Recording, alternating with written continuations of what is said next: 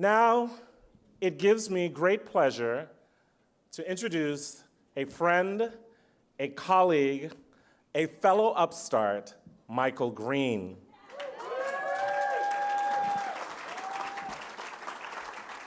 I've known and worked with Michael for 18 years now, and what I love about Michael is that he embodies the teachings of the Dalai Lama, who said, "Our own brain, our own heart is our temple. The philosophy is kindness." Michael, in his founding of CEH, exhibits that kindness for people who he will never meet. Michael, as a father to Dylan and Juliet, exhibits that kindness every day to them in his raising of those two kids. Michael, as a husband, exhibits that kindness in taking the hand of Melanie as his partner, and he brings that kindness to the stage tonight. Michael's leadership of CEH is what has brought us here this evening, and I want to ask you to join me in welcoming him to the stage. My brother, my friend, Michael Green. And a special guest.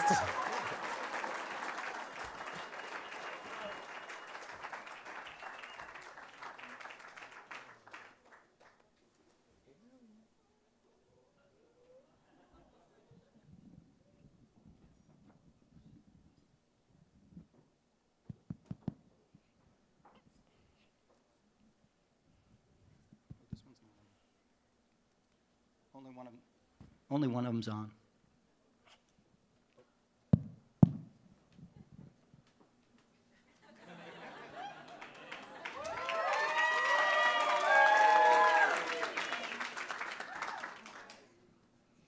My name is Juliet Green, and I go to Cornell Elementary School with my brother Dylan and my friend Cassidy and her little sister named Allie, who are all here tonight.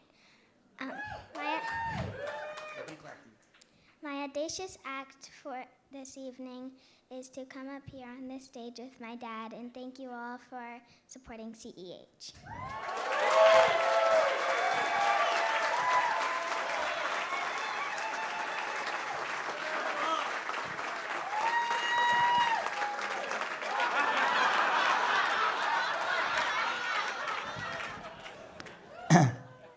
The biggest, hairiest, most audacious goal that we have at CEH is our long-term vision. Our vision for the organization and for the world is that babies are born free of toxic chemicals in their bodies. That way, they can grow healthy and have fulfilling lives. And the other half is that children, like Juliet, are not exposed to those chemicals so that they can flourish. It's the guiding light in everything we do. and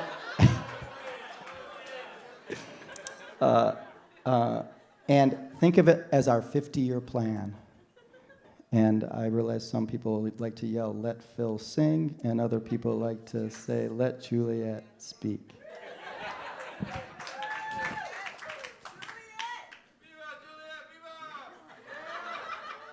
I go sit now. I'm gonna go sit with my mom now. Bye bye.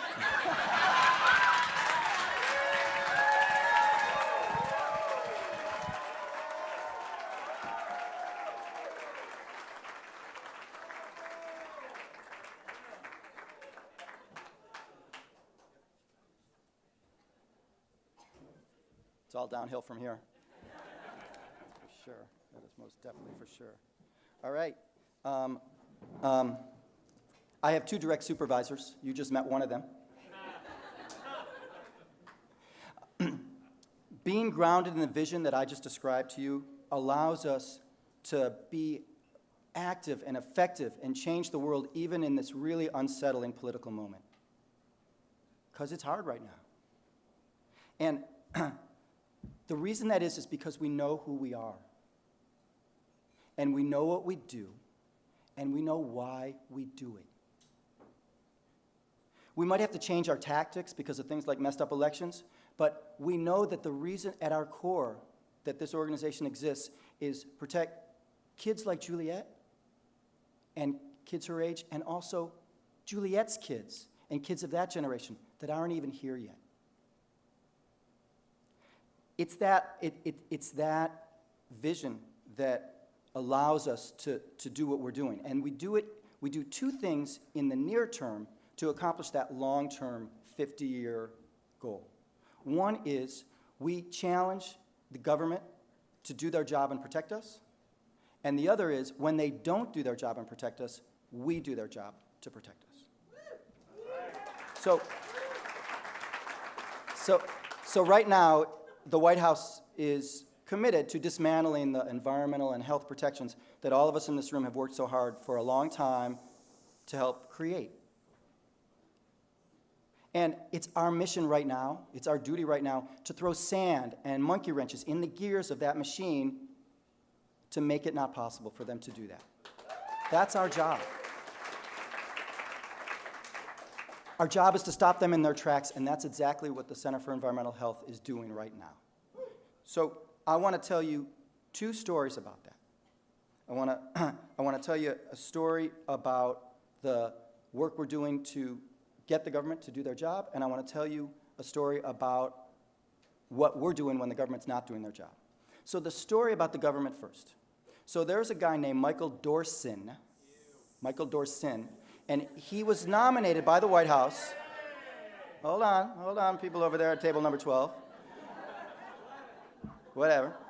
And Michael Dorsin was nominated to run the EPA toxins office, the toxics office. Basically, he was appointed to be the person who decides which chemicals are safe and which ones are unsafe, which ones are going to be allowed in our water and our food and which ones are not.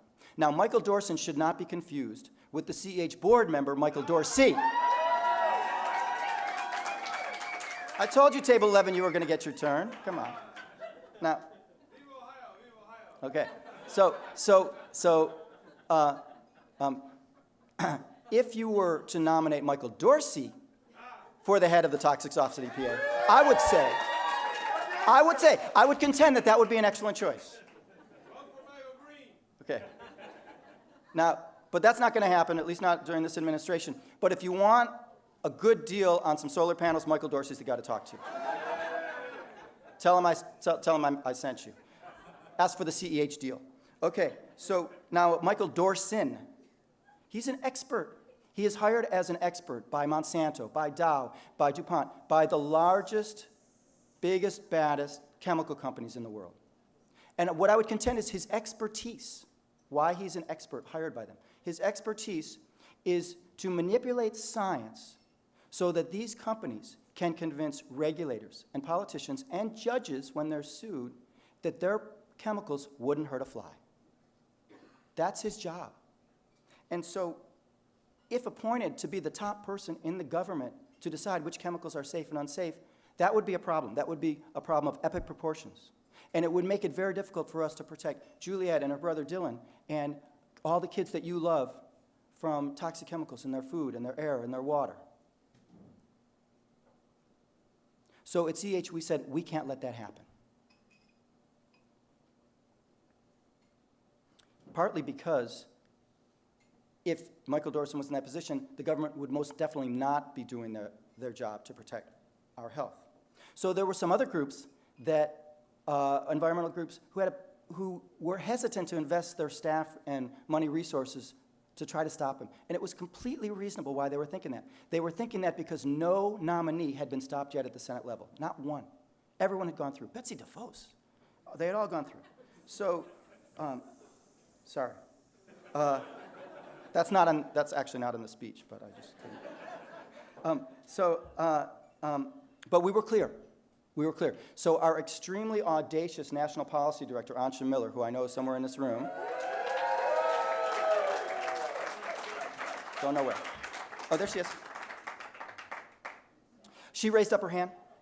Well, she was on a call, so I don't actually know if she raised up her hand, but she raised up her hand and she said, CEH will take the lead on this, but we need your help.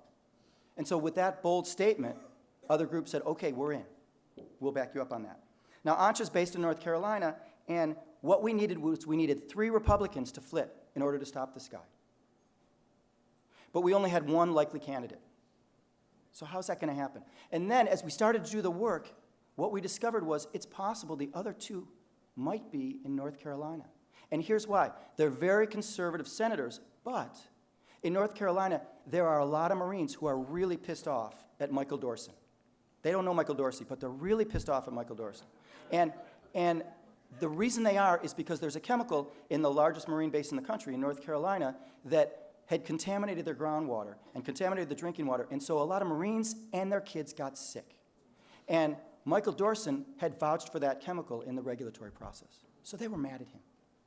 And then in another part of North Carolina, there were a lot of parents who were mad at him because a different chemical, a DuPont chemical, had been allowed to be used, and he had been very proactive in the advocacy for this chemical that had eventually contaminated the water and made a lot of children sick, and some children even died. And so what we did was we started working with those Marines, and we started working with those parents, and we cornered those 2 very conservative senators. And they had no choice but to do the right thing and say, Michael Dorsey cannot have that position. And we won, and we knocked him out.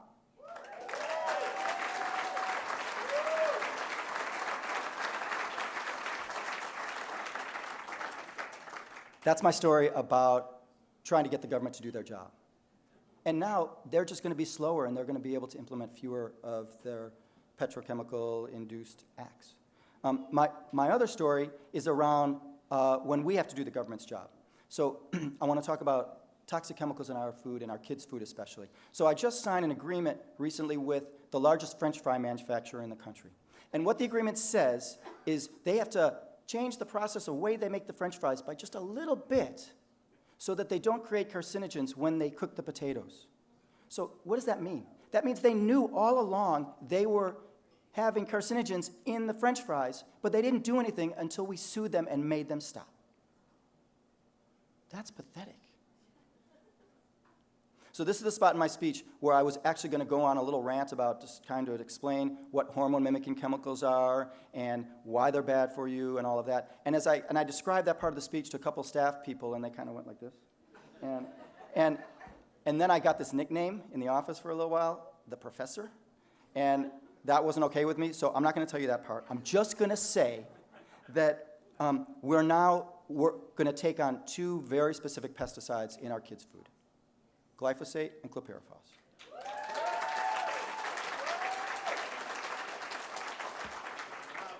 They're hormone mimickers. If you want to know what that means, you can talk to me at the bar. So we're going to use the same strategies that we used when we and our friends got the toxic chemicals out of the furniture, like the chairs that you're sitting in tonight. So in that case, we sued the worst manufacturers, but the real big thing that created change in the world, is that we worked with their biggest customers. So in the room tonight, there are representatives from Genentech and Dignity Health and Kaiser Permanente and LinkedIn. These four companies buy a lot of furniture, and they didn't want to get their employees sick, and they wanted to do the right thing, so they all signed the CEH pledge saying, we promise we won't buy the toxic furniture anymore. And what happened was the market just flipped. It wasn't just those four, there were a lot of other big companies, but the market just flipped, and the companies who make the furniture didn't want to risk losing market share, so they just stopped using these toxic chemicals. It's incredible. So to do the same thing with food is going to be much more complicated. It's extremely audacious. It's unambiguous. So right now we're testing food, baby food, and food marketed specifically for children, for these 2 hormone-mimicking chemicals. And I predict we're going to need to sue multi-billion-dollar food companies to accomplish our goals, but we have to hold them accountable. We have to do that so we can protect Juliet and Dylan and the kids of their age and the kids that you care about from brain damage, from obesity, and from cancer. And just like we did with the furniture, we're going to have to work with the purchasers. So we're starting these really interesting conversations right now with the New York City School District and the Chicago City School District and the LA City School District. And the conversation we're having with them is about them giving us samples of the food so we can test their food. And if we find either of these toxic chemicals, these pesticides in their food, we're pitching them, we're having this conversation with them, and they're enthusiastic about the idea for them to say, then we won't buy that food. So think about the power that that has. Not just the power of that purchasing, but the power of that story. The schools will not buy their product. It's too toxic for our kids. And our aspiration is that we're going to be able to do the same thing. And we're going to be able to flip that and eliminate these toxic petrochemicals. And they're all petrochemicals, Sandra. I know you know that, but for everybody else, yeah, the other 249 of you, that we're going to be able to, our aspiration is that we will just flip that, and we will just we will starve the market for those toxic chemicals in our kids' food. That's what we're going to do.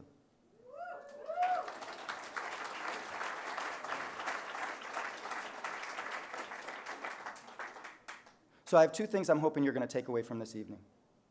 First, I'm hoping you'll see how effective CEH is in creating change in the world. We have a clear, unambiguous vision, and the gale force winds right now politically are strong, but we got a bold plan, and we're going to build on the previous wins and use those same strategies, which helped us to eliminate lead from toys and candy and children's products, which helped us to eliminate carcinogens from sodas, which helped us force polluters to eliminate tons and tons of toxic emissions being spewed into the air, which allowed us to work with the firefighters to ban toxic flame retardants, to help us work with David Braun and Sandra Steingraber to help ban fracking in New York, and to be the first ones to stop a Trump nominee in the U.S. Senate.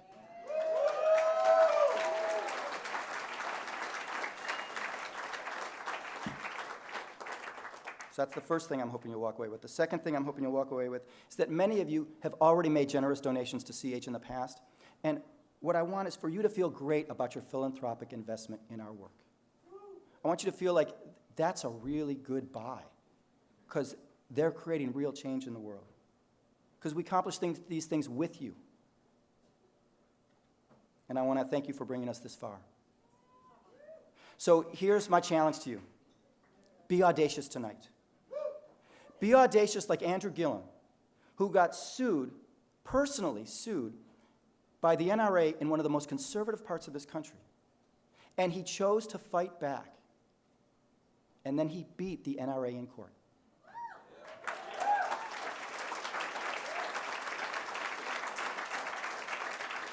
Be audacious like Sandra Steingraber, who first beat cancer and then is devoting her life to keeping the water safe in her community and in her state, and with her writing to inspire people around the world to protect their water so that they don't get cancer.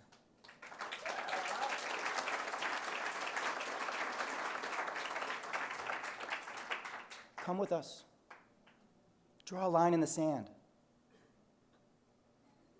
Work with CEH to change entire industries and make government do its job. Donate audaciously. Go to audaciously call CEOs and government officials and tell them what they need to do their job right. Get your company or your kid's school district to change the way they buy stuff. Be audacious. Be a part of the CEH family. Thank you.